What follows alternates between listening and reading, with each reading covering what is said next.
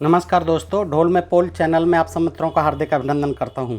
दोस्तों, इससे पूर्व के 2 वीडियोज़ में आपने सर्वप्रथम व्यास जी का जन्म, सत्यवती उर्फ मत्स्यगंधा, निषाद पुत्री एवं पाराशर ऋषि, उनके माध्यम से पैदा हुए ऋषि व्यास, और दूसरी वीडियो में आपने देखा शांतनु और गंगा जी से भीष्म पितामह का जन्म हुआ। अब आगे शांतनु महाराज उसी सत्यवती से शादी करते हैं, मत्स्यगंधा से। तो ये विवरण भी बड़ा रोचक है महाभारत में, आदि पर्व में, और मैं अनुरोध करता हूँ कि आप इसको प्रसंग को पूरा सुनें। बहुत इंटरेस्टेड है, बहुत अच्छा है, रोचक है, दिलचस्प है। देखते हैं कि किस तरह से कौरव और पांडवों का जन्म इन्हीं शांतनु और सत्यवती के संसर्ग से होता है। राजर्षि एक दिन शांतनु यमुना नदी के तट पर वन में विचरण कर रहे थे। वैशंपायन जी कथा सुना रहे हैं। उन्हें वहाँ बहुत ही उत्तम सुगंध मालूम हुई, परंतु यह मालूम नहीं होता था कि वह कहाँ से आ रही है। उन्होंने उसका पता लगाने की चेष्टा की। वहाँ के निषादों में उन्हें एक देवांगना के समान कन्या दिख पड़ी। वहाँ के निषादों में उन्हें एक देवांगना के समान कन्या दिख पड़ी राजा शांतनु को। राजा ने उससे पूछा, कल्याण, तुम किसकी कन्या हो, कौन हो और किस उद्देश्य से यहाँ रह रही हो? कन्या ने कहा, मैं निषाद कन्या हूँ, पिता की आज्ञा से धर्मार्थ नाव चलाती हूँ। उसके सौंदर्य, माधुर्य और सौगंध्य से मोहित होकर राजर्षि शांतनु ने उसे अपनी पत्नी बनाना चाहा और उसके पिता के पास जाकर उसके लिए याचना की। निषादराज ने कहा, राजन, जब से यह दिव्य कन्या मुझे मिली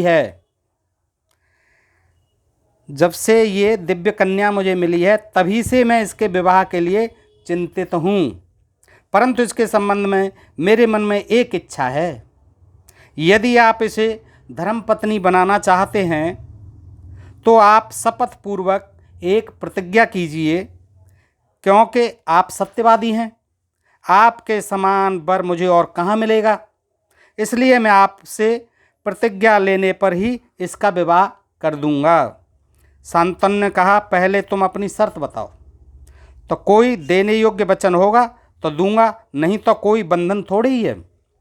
निषाद राज ने कहा, इसके गर्भ से जो पुत्र हो वही आपके बाद राज्य का अधिकारी हो, और कोई नहीं।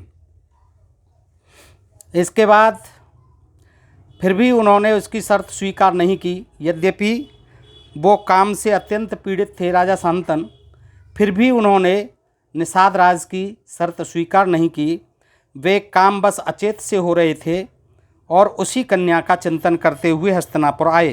एक दिन भीष्म ने अपने पिता को, गंगापुत्र भीष्म ने अपने पिता को चिंतित देखा तो उनके पास आकर कहने लगे, पिताजी, पृथ्वी के सभी राजा आपके बस में हैं, बसवर्ती हैं। आप सब प्रकार सकुशल हैं, फिर आप दुखी होकर निरंतर क्या सोचते रहते हैं? आप इतने चिंतित हैं कि मुझसे मिलते हैं और न घोड़े पर सवार होकर बाहर ही निकलते हैं, ना आप मुझसे मिलते हैं। आपका चेहरा फीका और पीला पड़ गया है, आप दुबले हो गए हैं। कृपा करके अपना रोग बताइए, मैं इसका प्रतिकार करूँगा, मैं इलाज करूँगा। शांतनु ने कहा, बेटा, सचमुच में चिंतित हूँ। हमारे इस महान कुल में एकमात्र तुम ही वंशधर हो, सो सर्वदा सशस्त्र रहकर वीरता के कार्य में तत्पर रहते हो। जगत में निरंतर ही लोग मरते मिटते रहते हैं, यह देखकर मैं बहुत ही चिंतित रहता हूँ। भगवान न करे ऐसा हो कि तुम जो है मर जाओ। भगवान न करे कि यह ऐसा हमारे वंश का ही नाश हो जाएगा। अगर ऐसा हुआ, तुम पर कोई विपत्ति आई, तो हमारे वंश का ही नाश हो जाएगा। अवश्य ही अकेले तुम सैकड़ों पुत्रों से श्रेष्ठ हो भीष्म जी, और मैं व्यर्थ में बहुत से विवाह भी नहीं करना चाहता। फिर भी वंश परंपरा की रक्षा के लिए तो चिंता है ही। गंगानंदन देवव्रत ने अपनी अलौकिक मेधा से सब कुछ सोच विचार लिया, सब कुछ जान लिया, पिताजी के मन की बात जान ली और वृद्ध मंत्री से पूछकर ठीक ठीक कारण तथा निषाद राज की शर्त भी जान ली। निषाद से उसके पास जाकर अब देवव्रत ने बड़े बूढ़े क्षत्रियों को लेकर दासराज के निवास स्थान की ओर यात्रा की और वहां जाकर अपने पिता के लिए स्वयं ही कन्या मांगी। पिताजी के लिए कन्या मांगी, वही सत्यवती। निषाद राज ने देवव्रत का बड़ा स्वागत सत्कार किया और भरी सभा में कहा, भरतवंश शिरोमणे राजर्षि शांतनु की वंश रक्षा के लिए आप अकेले ही पर्याप्त हैं, मुझे कोई संदेह नहीं है। मेरे मन में एक संदेह अवश्य है कि शायद आपका पुत्र सत्यवती के पुत्र से राज्य छीन ले। देवव्रत ने निषाद राज का आशय समझकर क्षत्रियों की भरी सभा में कहा, क्षत्रियों, मैंने अपने पिता के लिए राज्य का परित्याग तो पहले ही कर दिया है, अब संतान के लिए भी आज निश्चय कर रहा हूँ। निषाद राज, आज से मेरा ब्रह्मचर्य अखंड होगा, संतान न होने पर भी मुझे अच्छे लोगों की प्राप्ति होगी। देवव्रत की यह कठोर प्रतिज्ञा सुनकर निषाद राज के शरीर में रोमांच हो आया। उसने कहा, मैं कन्या देता हूँ। उसी समय आकाश से देवता, ऋषि और अप्सराएं देवव्रत पर पुष्पों की वर्षा करने लगीं और सबने कहा, यह भीष्म है, इसका नाम भीष्म होना चाहिए। इसके बाद देवव्रत भीष्म सत्यवती को रथ पर चढ़ाकर हस्तिनापुर ले आए। सत्यवती को रथ पर चढ़ाकर हस्तिनापुर ले आए और अपने पिता को सौंप दिया। देवव्रत की इस भीषण प्रतिज्ञा की प्रशंसा सब लोग इकट्ठे होकर अलग अलग भी करने लगे। सबने कहा, सचमुच ये भीष्म है। भीष्म का यह दुष्कर कार्य सुनकर राजा शांतनु बहुत प्रसन्न हुए। उन्होंने अपने पुत्र को वर दिया, मेरे निष्पाप पुत्र, जब तक तुम जीना चाहोगे तब तक मृत्यु तुम्हारा बाल भी बांका नहीं कर सकेगी। तुमसे अनुमति प्राप्त करके ही वह तुम पर अपना प्रभाव डाल सकेगी। मृत्यु आपकी सलाह से ही, आपके कहने पर ही वो आपके ऊपर प्रभाव डाल पाएगी। आगे राजर्षि शांतनु की पत्नी सत्यवती के गर्भ से 2 पुत्र हुए, चित्रांगद और विचित्रवीर्य। दोनों ही बड़े होनहार और पराक्रमी थे। अभी चित्रांगद ने, अब 2 बच्चे हो गए, चित्रांगद और विचित्रवीर्य, सत्यवती शांतनु दोनों ही बड़े होनहार और पराक्रमी थे। अभी चित्रांगद ने युवावस्था में प्रवेश नहीं किया था कि राजर्षि शांतनु स्वर्गवासी हो गए। 2 पुत्रों के जन्म देने के पश्चात भीष्म जी ने सत्यवती की सम्मति से चित्रांगद को राजगद्दी पर बिठा दिया। उसने अपने पराक्रम से सभी राजाओं को पराजित किया।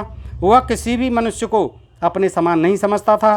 गंधर्वराज चित्रांगद ने यह देखकर कि शांतनंदन चित्रांगद अपने बल पराक्रम से देवता, मनुष्य और असुरों को नीचा दिखा रहा है, उस पर चढ़ाई कर दी। गंधर्व चित्रांगद ने राजा चित्रांगद पर चढ़ाई कर दी। दोनों ही नाम राशियों में चित्रांगद वर्सेस चित्रांगद कुरुक्षेत्र के मैदान में घमासान युद्ध हुआ। सरस्वती नदी के तट पर 3 वर्ष तक लड़ाई चलती रही चित्रांगदों में। गंधर्वराज चित्रांगद बहुत बड़ा मायावी था। उसके हाथों राजा चित्रांगद की मृत्यु हो गई। देवव्रत भीष्म ने भाई की अंत्येष्टि क्रिया करने के पश्चात विचित्रवीर्य का राजगद्दी पर अभिषेक किया, छोटे भाई का, विचित्रवीर्य का। विचित्रवीर्य भी अभी जवान नहीं हुए थे, बालक ही थे। वे भीष्म के आज्ञा अनुसार अपने पैतृक राज्य का शासन करने लगे। विचित्रवीर्य थे आज्ञाकारी और भीष्म रक्षक। जब भीष्म ने देखा कि मेरा भाई विचित्रवीर्य यौवन में प्रवेश कर रहा है, तब उन्होंने उसके विवाह का विचार किया। भीष्म पितामह ने उन्हीं दिनों उन्हें यह समाचार मिला कि काशी नरेश की 3 कन्याओं का स्वयंवर हो रहा है।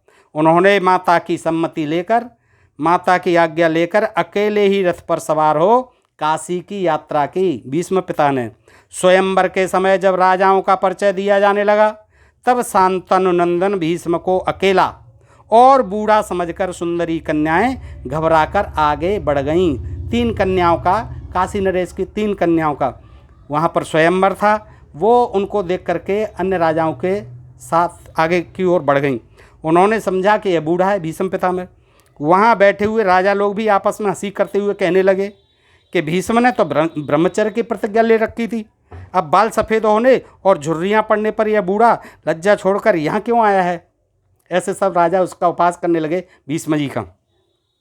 यह सब देख सुनकर भीष्म को रोष आ गया। उन्होंने अपने भाई के लिए बलपूर्वक हरकर किडनैप कर लिया, कन्याओं को रथ पर बैठाया और कहा कि क्षत्रिय स्वयंवर विवाह की प्रशंसा करते हैं और बड़े बड़े धर्मज्ञ मुनि भी, किंतु राजाओं, मैं तुम लोगों के सामने कन्याओं का बलपूर्वक हरण कर रहा हूँ। तुम लोग अपनी पूरी शक्ति लगाकर मुझे जीत लो या हार कर भाग जाओ। मैं तुम लोगों के सामने युद्ध के लिए डट कर खड़ा हूँ।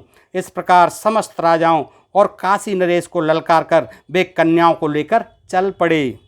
भीष्म की इस बात से चिढ़कर सभी राजा ताल ठोकते और होठ चबाते हुए उन पर टूट पड़े, किंतु भीष्म विजयी होकर कन्याओं के साथ हस्तिनापुर लौट आए। वहाँ उन्होंने तीनों कन्याएं विचित्रवीर्य को समर्पित कर दीं और विवाह का आयोजन किया। तब काशी नरेश की बड़ी कन्या अम्बा ने भीष्म से कहा, बड़ी कन्या ने, भीष्म, मैं पहले मन ही मन राजा साल्व को पति मान चुकी हूँ। इसमें मेरे पिता की भी सम्मति थी। मैं स्वयंवर में भी उन्हें ही चुनती, साल्व नरेश को। आप तो बड़े धर्मज्ञ हैं, मेरी यह बात जानकर आप धर्मानुसार आचरण करें। भीष्म ने ब्राह्मणों के साथ विचार किया और अम्बा को उसके इच्छानुसार जाने की अनुमति दे दी कि जाइए आप।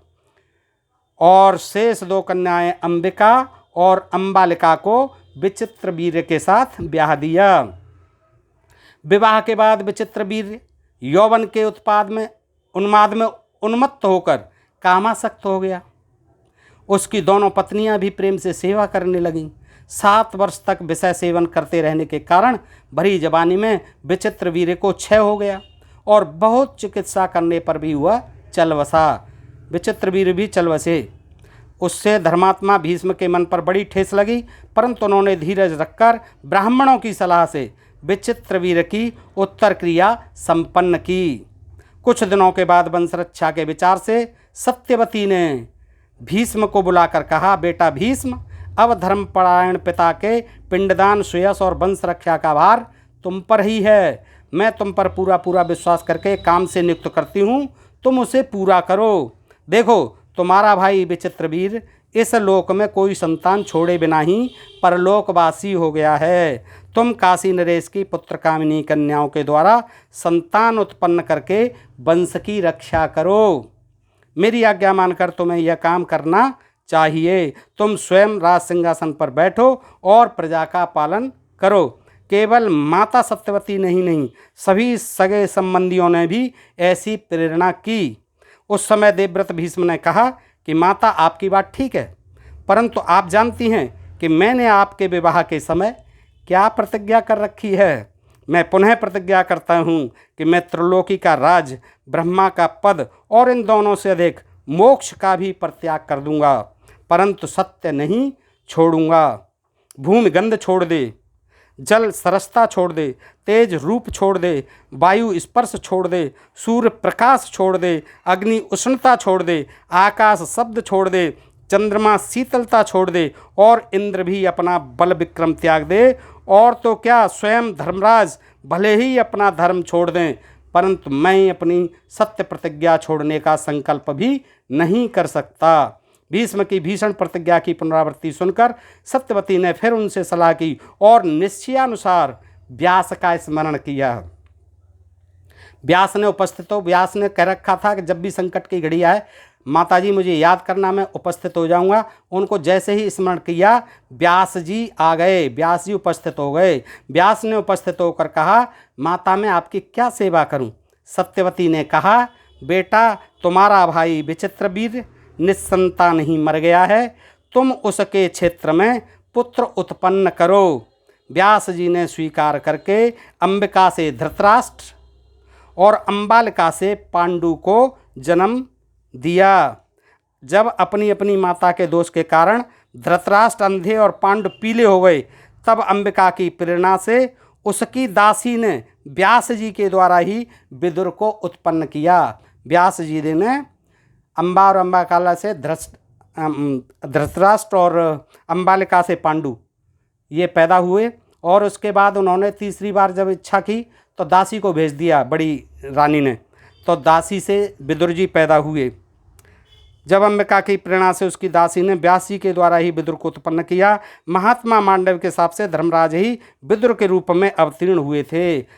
धर्मराज को शाप लगा हुआ था महात्मा मांडव्य का, और उसी के कारण ही उन्हें विदुर के रूप में यहाँ जन्म लेना पड़ा। इस तरह से धृतराष्ट्र, पांडु और विदुर व्यास जी के नियोग से पैदा हुए।